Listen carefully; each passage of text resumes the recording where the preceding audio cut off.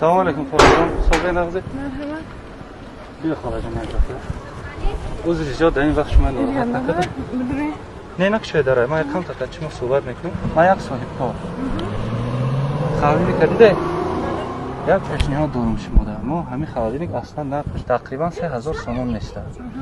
ما در گفتن که همینجا یک عائله فقیر است در واگن زندگی میکنن نیازمندن به هر چی نیاز دارن همه چیزی که ضروری براشون حاضر یخدان است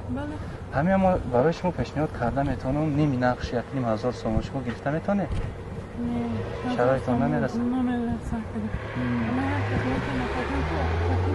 بلندتر گفت نه هر کس میچمه تو میچمه حساب بفرمایید میرم پامپرس میخرم چه خرم با زور میام خورم کما و چیزی کلان سوی کلان دادن نمیتونم کجا شما شرایطی خریدن نداره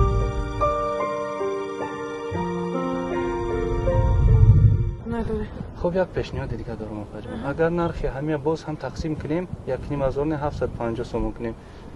دیرتر خیلی جمع کنم تیم تونه نمیشه چند ماه تقریبا 2 ماه تقریبا 2 ماه تا رمضان خیلی رمضان باشه میتونیم با فکر این شرایط برای شما مهیا کرده شما فهمونی که برای چی ما اینقدر ارزان کرده استم شما نمیتونه گرفته برای که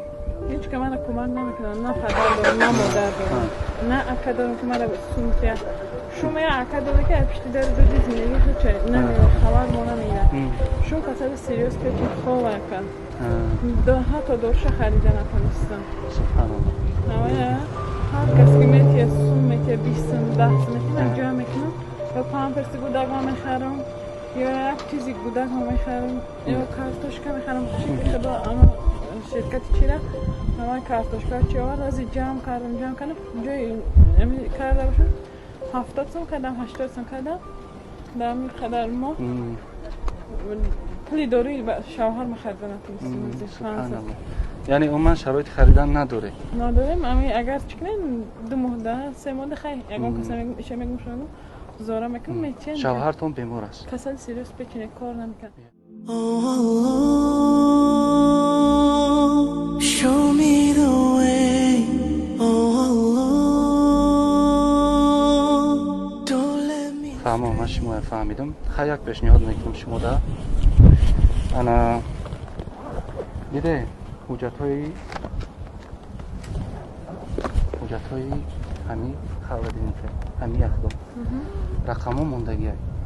همین که شرایط پیدا شد خب یک علاج کنه مبلغ گفتگی ما جمع کنه بگذار خیلی 600 سوم برای شما جمع کشید زنگ میزنه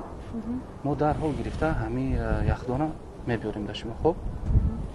خپی اینجا داشت چیزی خاص بوزی اگر تانین خمونه شما خونده میتونه؟ من شوهر میتونه نکنه اگر تانین شوهر ما پرسم اگر کسا گویم تا روزای چهارشنبه پنجشنبه 300 چیان تونه اگر کسا گویم 300 میشه قبول این در داخلی حجتا دولت و شکرانه نشتگه شما بشکنه چیزی نشتگه اینجا یخدان کنه بشکنه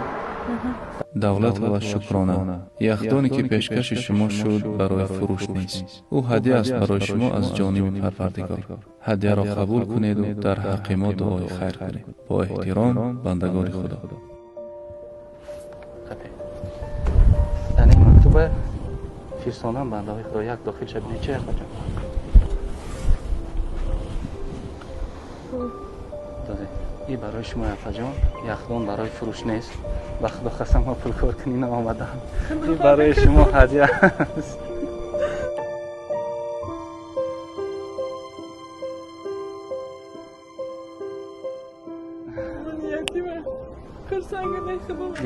گیره نکنه افجان التماس گیره نکنه خواهش میکنم گیره نکنه افجان این هدیه برای شما ما فهمیدیم که شما در واگن زندگی میکنید شرایطتون شما نمیدونید ما همه چی در برای شما میدونیم فهمیدیم که شرایطتون بزیبای عین حال همه چیز ضرور به همین یخدان است این یخدان برای شما تو فاز برای شما فروش نیست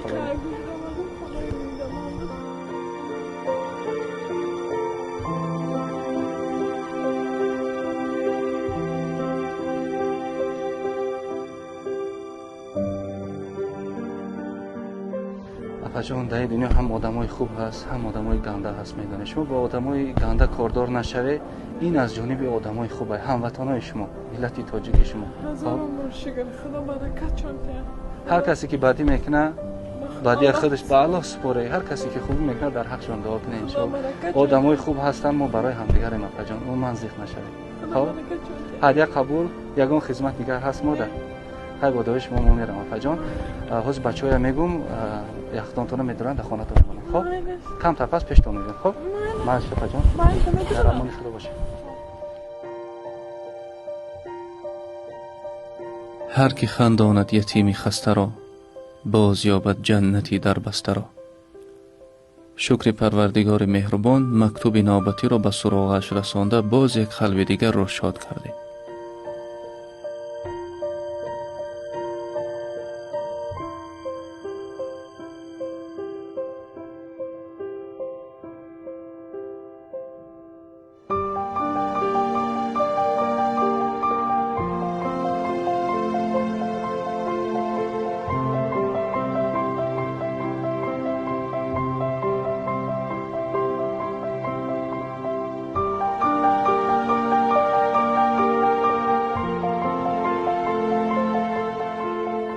عمری ما می گذرد لیک زیان بی خبریم، تا ابد زنده نباشیم چو یک ره گذریم. بگیتی نماند به جز نامی نیک، هر آن کس که خواهد سرانجامی نیک. قلب بنده را شاد کردی، مطمئن باشی قیمت ترین گنجینه روی دنیا را دریافتی، زیرا که صاحب آن قلب پروردگار است. قلب بنده را شاد کردی، دان که صاحب شاد است. 100 مسجد و 100 رباط آباد کنی، 100 بنده به زر خرید آزاد کنی، 100 سال به نماز باشی و شب به روزه، بهزی آن نبود که یک دل شاد کنی. عین حال در بهترین ماه قرار داریم، بهترین فرصت برای شاد کردن قلب‌های همدیگر، مخصوصا نیازمندان و فقیران و درماندگان. در گرد و اطرافتان نیازمندان و فقیران باشند، کمک خود را دریغ ندارید و اگر شرایط کمک کردن نداشته باشید، در حقشان دعای خیر کنید. در امان خدا باشید تا مکتوب دیگر.